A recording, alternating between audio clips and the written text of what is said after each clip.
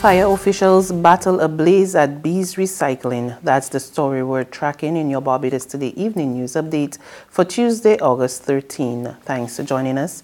I'm Fernella Wedderburn. Just after 4:30 p.m., a fire broke out at Bees Recycling in St. Thomas. Thick clouds of black smoke billowed into the air as the Barbados Fire Service battled to contain the blaze. Chief Fire Officer Errol Maynard updated reporters at the scene.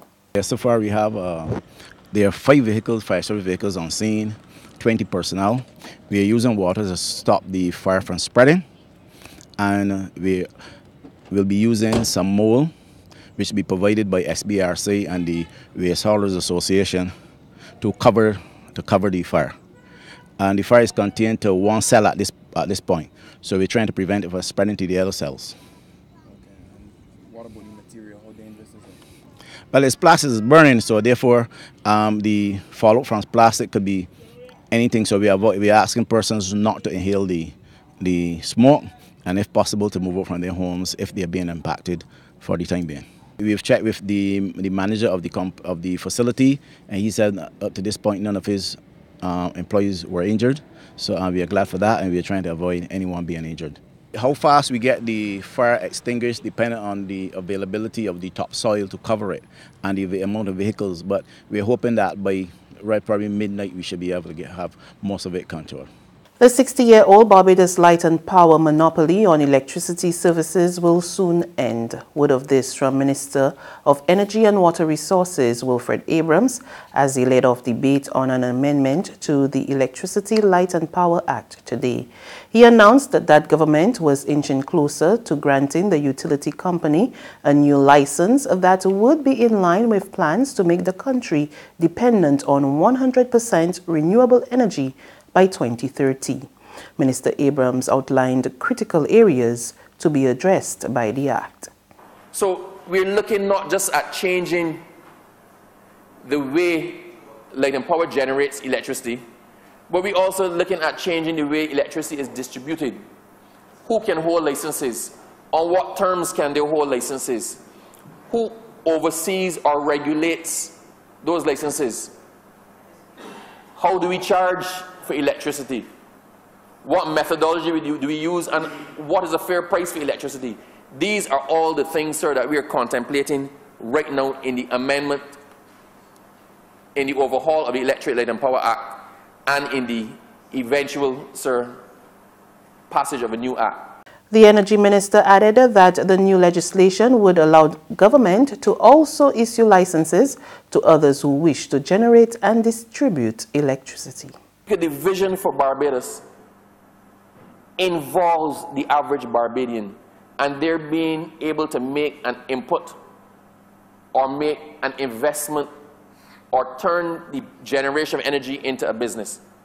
For those who are in the position to actually make their houses independent of the grid, whether by solar with wind, by water, whether by battery storage, if you can actually make your house independent of the grid, then you have the ability to sell your excess back to the grid.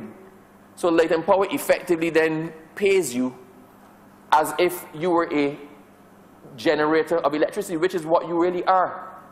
For those Barbadians who cannot afford to put the panels on or to turn their houses self-sufficient, there are companies in Barbados that are interested in leasing roof space. So a number of companies in Barbados are applying for licenses to allow them to put the infrastructure on people's houses, on warehouses, on rabland. They're renting space to put down infrastructure to generate electricity, renewable energy, with the intention that the person who owns the space that they're using gets some return for it. The Energy Minister added that the new legislation would allow government to also issue licenses to others who wish to generate and distribute electricity. The idea of unity without uniformity and diversity without fragmentation must become inculcated in the very way that we teach. This afternoon, I open a call for schools to begin to host multi-faith services so that persons who are not of the Christian religion no longer have to stand outside during assembly. I ask that as we seek to educate 21st century young people, and as we move to creating global citizens, that we encourage knowledge sharing from all religions. It is important that within transforming education, we open the minds of others. As young people travel across the world, they will undoubtedly explore new cultures and within it, religious beliefs. When the new school year opens, students should have access to healthier meals and snacks. Today, vendors and canteen operators participated in a free training session hosted by the Heart and Stroke Foundation as part of its Switch It Up campaign, which promotes swapping out sugary beverages and unhealthy foods for healthier options.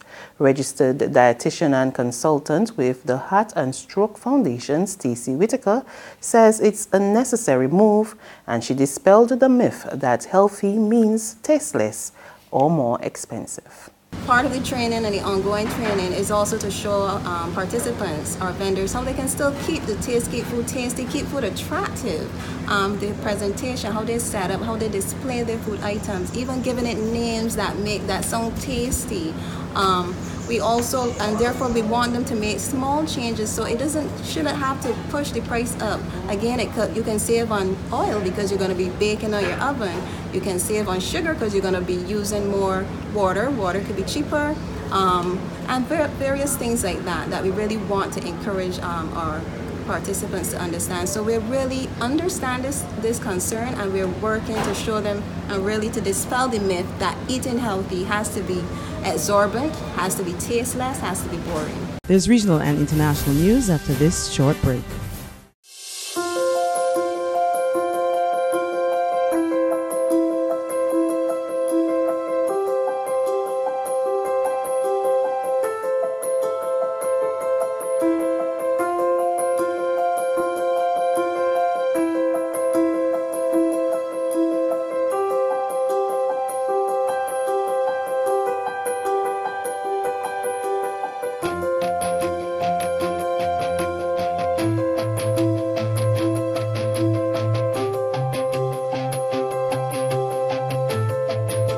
Barbados Today, news you can trust.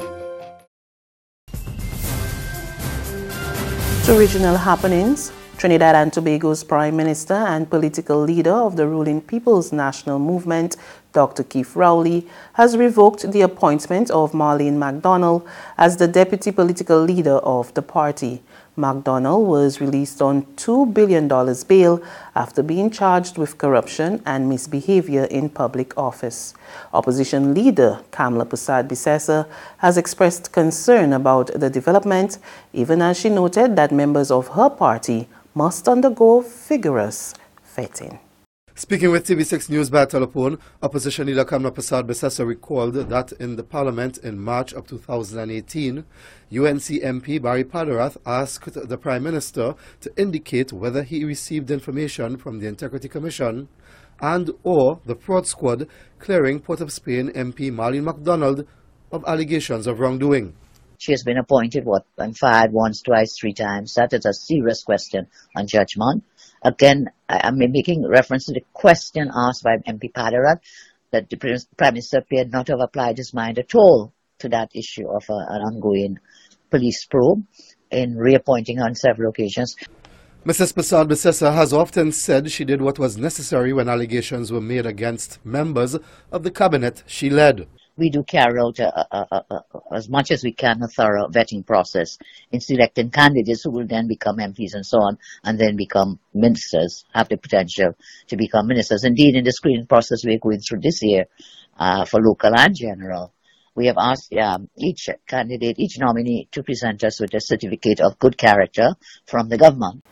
Further afield, police and protesters clashed at Hong Kong's International Airport on Tuesday after flights were disrupted for a second day as the political crisis in the former British colony deepened. We get more in this report from Reuters Television. More chaos and more cancelled flights at the city's airport. It was the 5th day of protests there. Demonstrations have moved beyond calling for an end to the bill. Protesters now say they're fighting the erosion of Hong Kong's autonomy since its handover to China from Britain in 1997. On Monday, a government official said that, quote, sprouts of terrorism were emerging in the city. Hong Kong legal experts say Beijing may be preparing to use anti-terrorism laws to restore order. And that's news, but for the very latest, visit us at www.barbadostoday.bb. You can also subscribe to our e-paper, email updates, or like us on Facebook, and sign up for our breaking news alerts via WhatsApp. We're also on Izumi Media and bus terminals, as well as screenplay at supermarkets and gas stations near you. You can also hear us on Mix 96.9 FM and Capital Media HD 99.3 FM. I'm Fernella Wedderburn. Good evening.